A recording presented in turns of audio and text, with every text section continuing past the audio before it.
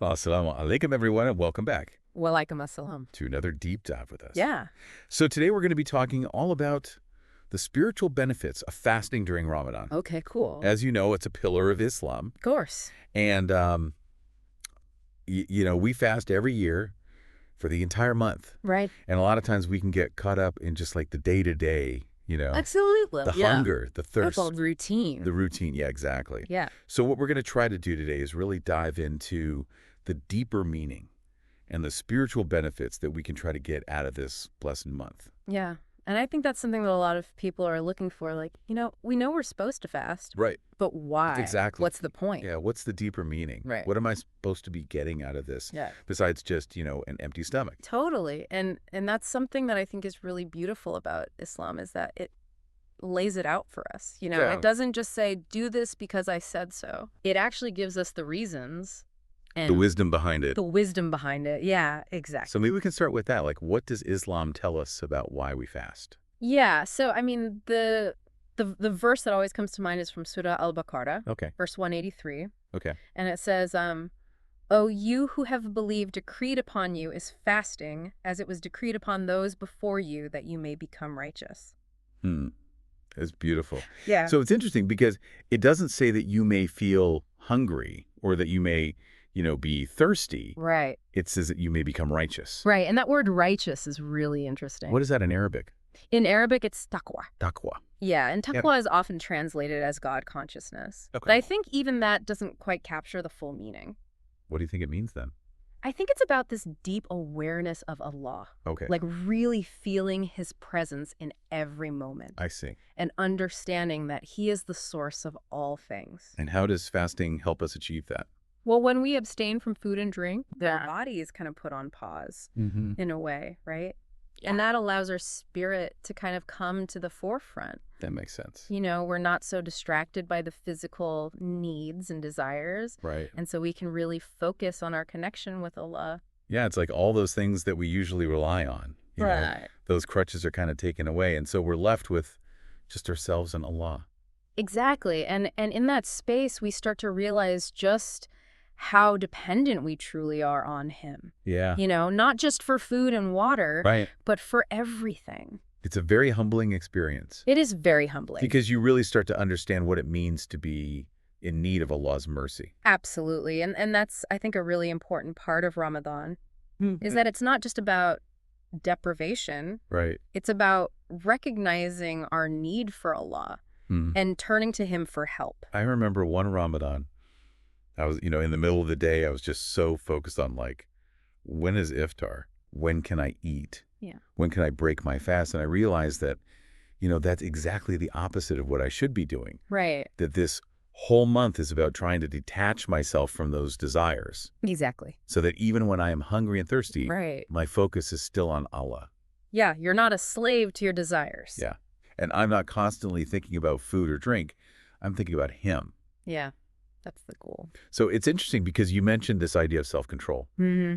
And I think that's another really important benefit of fasting. Absolutely. Like if you can resist the urge to eat or drink for hours on end, Right. you're basically training your willpower. You're building that muscle. Right. Yeah, exactly. And does that then spill over into other areas of life as well? Oh, absolutely. Hmm? I think that's one of the biggest benefits of fasting is that it strengthens our self-discipline. Okay.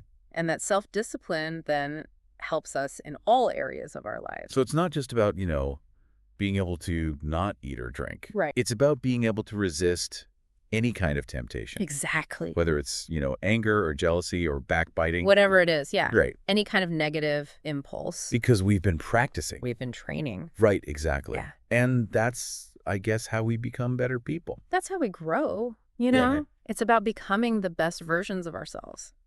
That's a really beautiful way to put it. And I think that's what Ramadan is all about. It's Yeah. about this process of purification and transformation.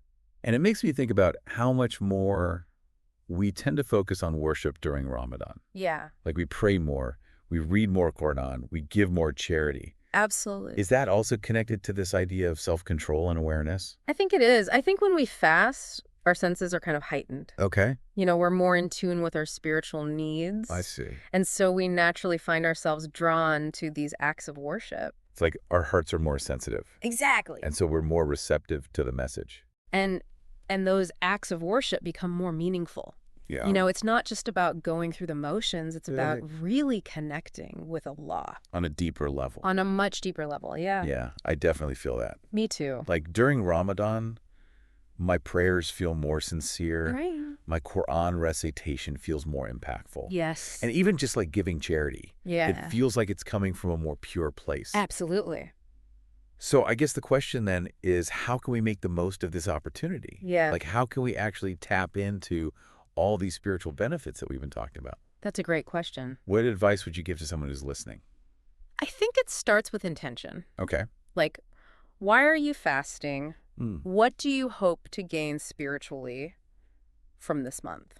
Right. Like, what's your goal? Exactly. And it should be something more than just, losing weight Right. or, just getting through the month. It Exactly. should be something deeper than that. It should be something that really matters to you. Yeah. Like, do you want to strengthen your connection with Allah? Hmm. Do you want to overcome a particular bad habit? Right.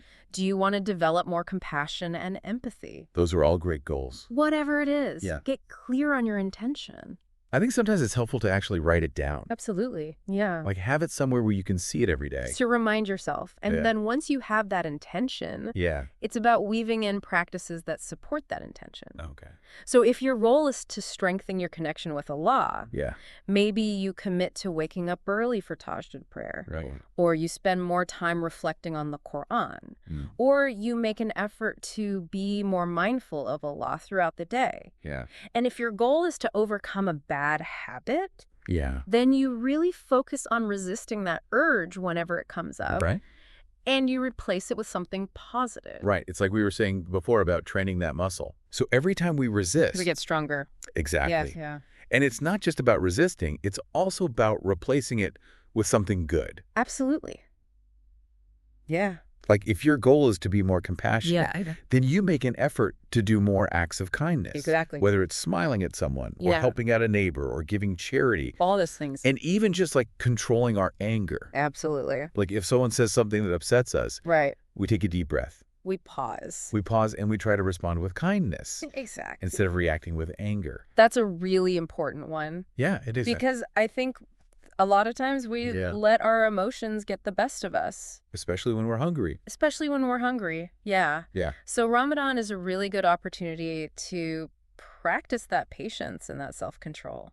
And I found that one of the things that's helped me the most in Ramadan is actually learning more about it. Oh, absolutely. Like really taking the time to understand the why behind the rituals. Because when you know the reason for something, Right. it's so much easier to do It it. becomes more meaningful. Exactly. Yeah.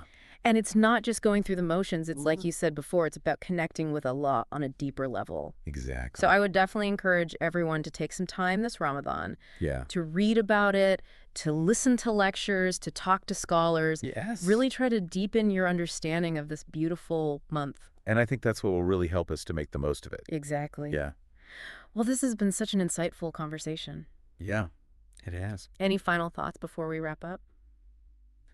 I would just say that Ramadan is a gift. Mm-hmm. It's a chance to recharge and reconnect with Allah. Yeah, it's a spiritual reset. It is. Yeah. So embrace the challenge, Mm-hmm. savor the moments of stillness, Yeah. and allow yourself to be transformed. Beautifully said. Thank And may Allah grant us all the strength and sincerity to make the most of this Ramadan. Deepen our faith and emerge as better versions of ourselves. I'm into that. If you found this deep dive insightful, don't forget to subscribe and share it with anyone who might benefit. Please do. Until next time, Assalamu alaikum Walaikum assalam. and Ramadan Mubarak. Ramadan Mubarak to you too.